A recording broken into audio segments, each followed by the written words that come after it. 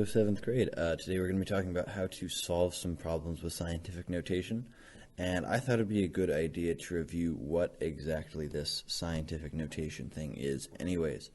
So for scientific notation, what we want to remember is that we want to have the decimal with only one number to the left of it. So we want one number left of our decimal.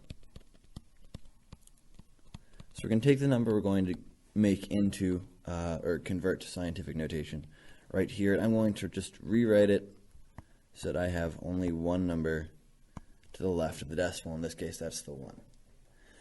And after that, I can start looking, and I have to figure out how far over I moved the decimal. So I moved the decimal here from this point where it started over 1, 2, 3, 4, 5, 6 spots. So I count how far over it's moved.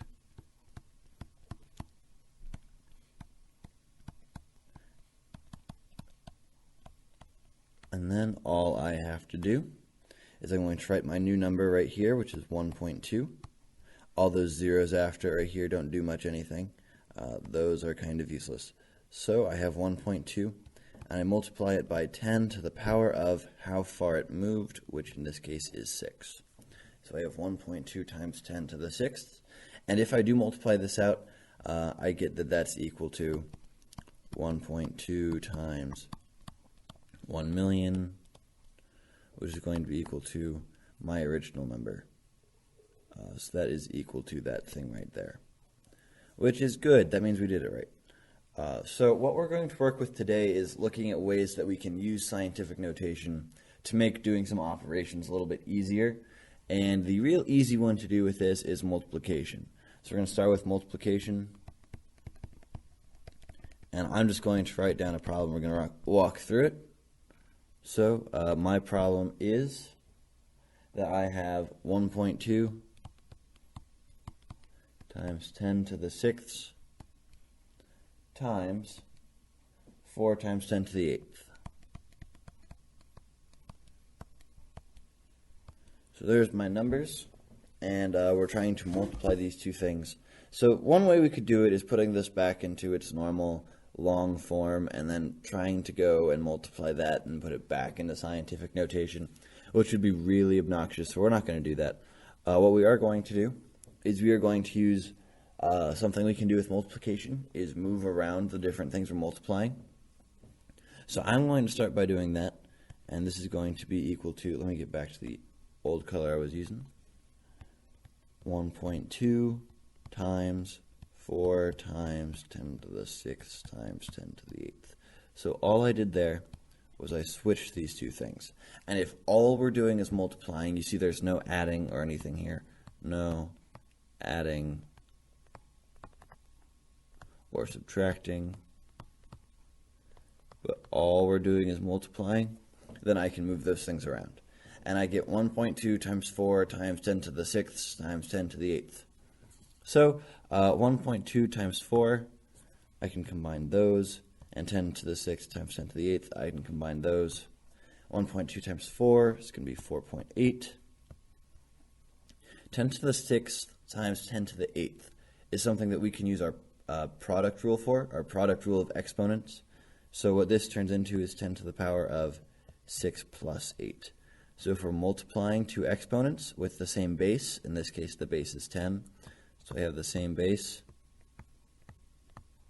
then I can add the exponents.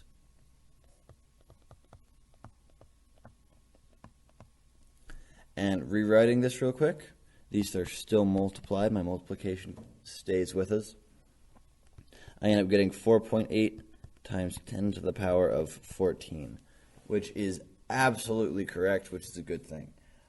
So we are going to try one more, which is going to be, let's see, it is 7.5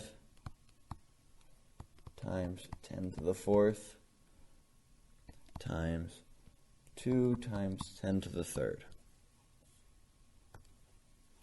So what I'm going to do is the exact same as last time. I'm going to do a quick switcheroo of these, and that is going to give me 7.5 times 2 times 10 to the fourth times 10 to the third. And I'm going to group them down this way. So I'm going to combine those, and I'm going to combine these. And then I can see 7.5 times 2 is going to give me 15 times, I can do my product rule again, 10 to the fourth times 10 to the third. And now I have another problem. Because, like we said earlier, with scientific notation, we want one number to the left of the decimal point. And looking at this 15 here, we have not one number to the left of the decimal point. We have more than one number to the left. And that is a problem. So I'm going to write this 15 as scientific notation. And this 15 is going to be equal to 1.5. I moved my decimal point over 1 right there, so it's going to be times 10 to the first. And that's still times 10 to the fourth times 10 to the third. And now I can use my product rule one more time. And I will put these together. I get 1.5 stays the same times 10 to the first times, and we said we were going to use our product rule here. 10 to the fourth times 10 to the third is 10 to the power of 4 plus 3, which is going to be 1.5 times 10 to the first times 10 to the 7. Then I can use my product rule again to combine these two, and I get 1.5 times 10 to the 1 plus 7, which is 1.5 times 10 to the power of 8. And that is how I would write that using scientific notation. So the next hard one would be dividing. It's a little bit more difficult than multiplying, but that's okay. So we're going to divide. And what we're going to divide is 1.44 times 10 to the 12th divided by 1.2 times 10 to the 8th. And once again, our trick is going to be to group these creatively so that we keep the tens together and so we keep the normal numbers together.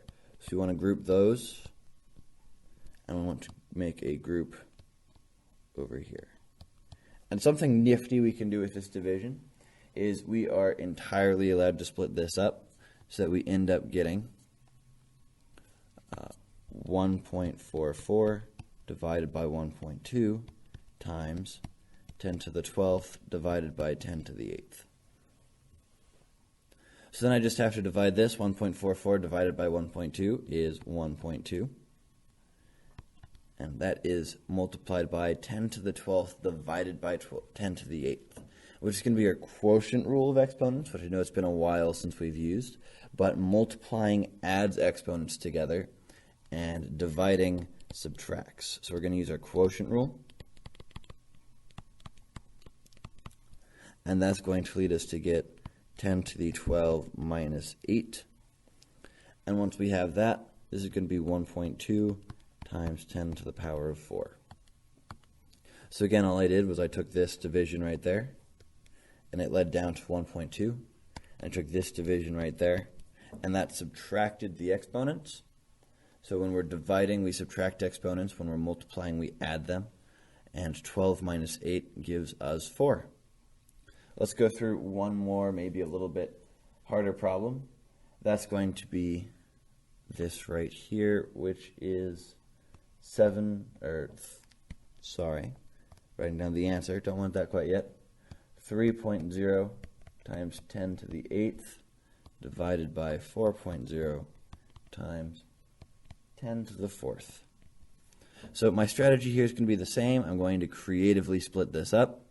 When I creatively split this up, I get that group right there and this group right here, which is going to end up being 3.0 divided by 4.0 times 10 to the 8th divided by 10 to the 4th. And one more time, I'm going to do this division. 3 divided by 4 is 0.75. Multiplies by 10 to the 8th divided by 10 to the 4th. We're going to subtract 8 minus 4, which is going to be 0.7, that's a 4. 0.75 times 10 to the power of 4. So now that we have this, we're done. Except we're not, because once again, when we do scientific notation, we need a digit there, and right now we don't have anything. We need a digit all the way over to the left of the decimal place. So my question is, how are we going to do that? And the answer is that if I take this as, do what I need to do to get that, so I have a number to the left of the decimal place, that would be 7.5. And what happened was I moved the arrow once to the right. If I move it to the right, that means I'm going to have a negative number, so that's 10 to the negative 1 times 10 to the 4th. So now I have 7.5 times 10 to the negative 1. So we moved right, that means it's negative. So the right movement of the decimal place means we have 10 to the negative 1, moved one spot, times 10 to the 4th. Then I can combine the 10 to the negative 1 times 10 to the 4 using our product rule. So that would be 7.5 times 10 to the power of negative 1 plus 4. Negative 1 plus 4 is 3. So we have 7.5 times 10 to the power of 3. So as we look through problems from this chapter, what we're going to be doing is trying to combine separately the numbers here and the exponents there. That's always going to be our strategy, whether we are multiplying or dividing. It works both ways, and we should be all good to go. I will see you guys in class.